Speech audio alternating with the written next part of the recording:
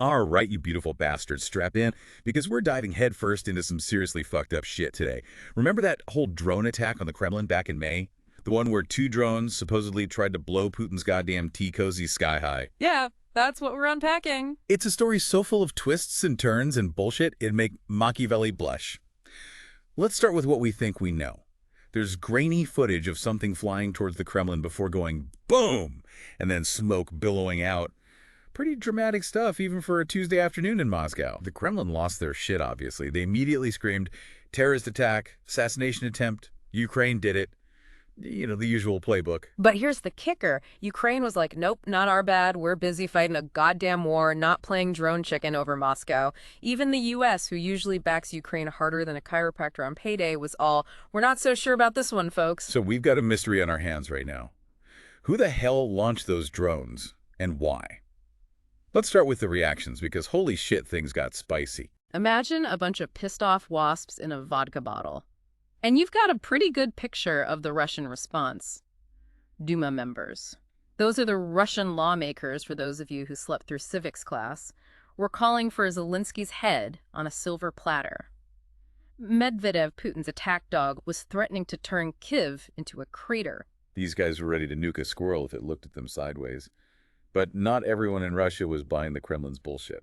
Prigozhin, the head of the Wagner Group, those mercenary nutjobs who make the Blackwater guys look like Boy Scouts, basically called out the Kremlin for looking like a bunch of clowns. He said they were threatening nukes over a couple of drones, which, let's be honest, isn't exactly a show of strength. It's like bringing a tactical nuke to a pillow fight. Talk about overkill. And then there's the Kremlin trying to drag the U.S. into it, claiming they were behind the attack. It's like that kid in school who blames the dog for eating their homework. Come on, man. If you're gonna lie, at least make it believable. The U.S., of course, told Russia to shove their conspiracy theories where the sun don't shine. They basically said, take a chill pill, Vlad, and maybe lay off the vodka for a bit. This is where things get seriously weird. Enter Ilya Ponomarev, this Russian dissident dude who claims he was talking to the group that actually pulled off the drone attack. He says there is some anti-fascist group operating inside Russia. Now, whether that's true or not is anyone's guess, but here's where it gets interesting. Ponomarev told them to do it before Victory Day, not on the actual day itself. See, Victory Day is like Russia's Super Bowl, their 4th of July, and their Christmas all rolled into one. It's a massive nationalistic circle jerk where they celebrate defeating the Nazis. So basically, this dude was like, if you want to make a statement, do it before the parade. Otherwise, you'll just make Putin look like a badass martyr, and no one wants that. Exactly. Attacking on Victory Day would have triggered what's called the rally around the flag effect, which is a fancy way of saying that people tend to unite behind their leaders during a crisis, even if they were pissed off at them before. Ponomarev knew this and advised against it. Pretty savvy for a dissident dude, right? So we've got the Kremlin screaming bloody murder Ukraine, playing it cool, the U.S. side-eyeing everyone, and this Russian dissident dropping truth bombs from the shadows. What the fuck is going on? That's the million-dollar question, isn't it? We've got a whole buffet of theories swirling around, each more outlandish than the last. Was it a warning shot from Ukraine, a false flag operation by Russia to justify some even crazier shit, an attempt to make Putin look strong or weak? Honestly, it's enough to make your head spin. We're going to unpack all of those theories and try to make some goddamn sense of this clusterfuck. But first, we need to grab another beer. I could use a stiff drink myself. All right, let's get back to this shit show. Where were we? Yes. Trying to figure out who the hell launched those drones and why. Right, because let's be real, the who and the why are the keys to this whole fucked up puzzle. Exactly. So let's play a little game of what if. What if it was Ukraine? What would be their end game? Well, it could be a big fuck you to Putin, right? Like, hey, Vlad, look what we can do. We can hit you right in your goddamn backyard. It's a symbolic slap in the face, for sure. It would also show the world that Ukraine isn't just sitting back and taking punches. They're willing to take the fight to the enemy, even if it means poking the bear in its den.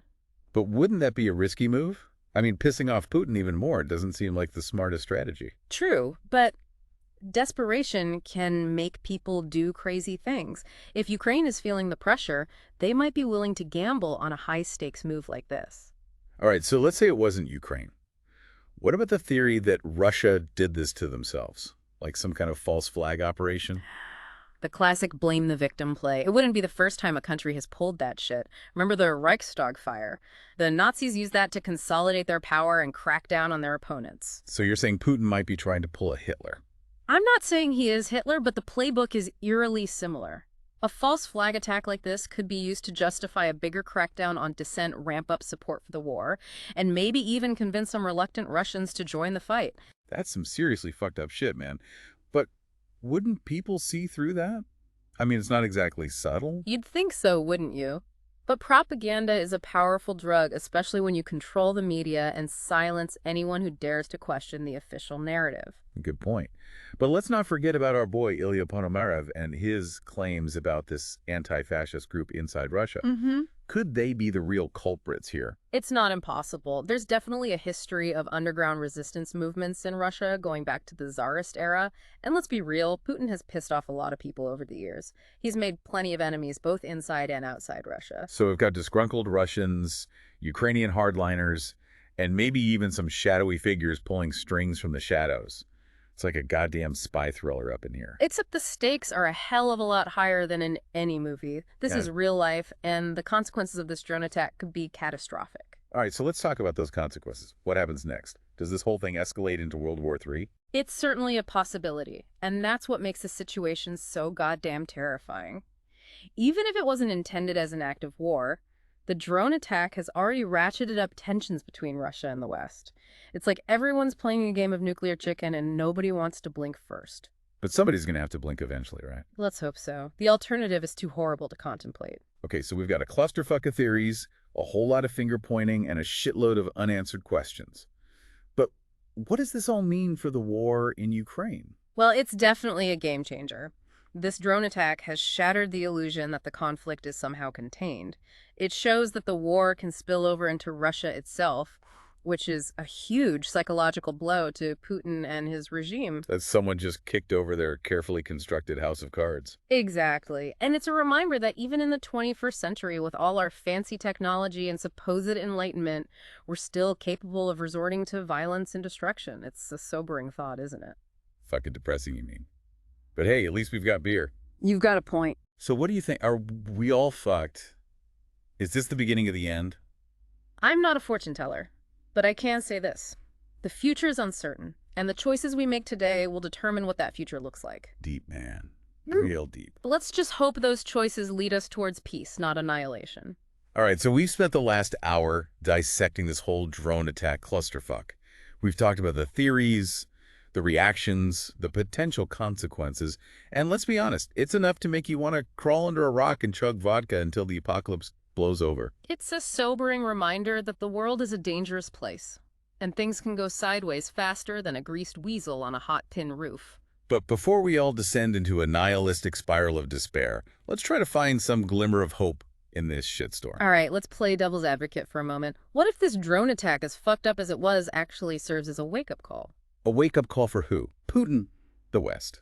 Yeah. Humanity in general. All of the above. For Putin, it's a stark reminder that he's not invincible. His iron grip on power isn't as tight as he thinks it is. For the West, it's a sign that they can't just sit on the sidelines and watch Ukraine burn. They need to step up their support, provide more weapons, more aid, whatever it takes to help Ukraine defend itself. And for the rest of us, what the hell are we supposed to do? Besides stockpiling toilet paper and learning how to make Molotov cocktails. I mean, We can start by demanding better from our leaders. We can push for diplomacy, for dialogue, for de-escalation. We can call out bullshit when we see it, whether it's coming from our own governments or from the Kremlin's propaganda machine. We can support organizations that are working for peace and justice. so basically we got to be more engaged, more informed, more willing to raise hell when things are fucked up. Exactly. We can't just sit back and hope that someone else will fix this mess. We all have a responsibility to do what we can, no matter how small it may seem. You know, you sound like one of those hippie peacenik types. Hey, don't judge a book by its cover. I'm just a realist who understands that war is a shitty option, and we should exhaust every other possibility before we resort to it. All right, fair enough. So what's the takeaway for our listeners? What do we want them to remember from this whole deep dive?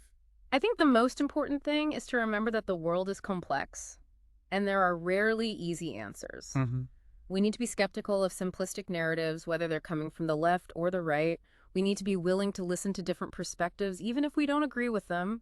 And most importantly, we need to remember that we're all in this together. Deep, man.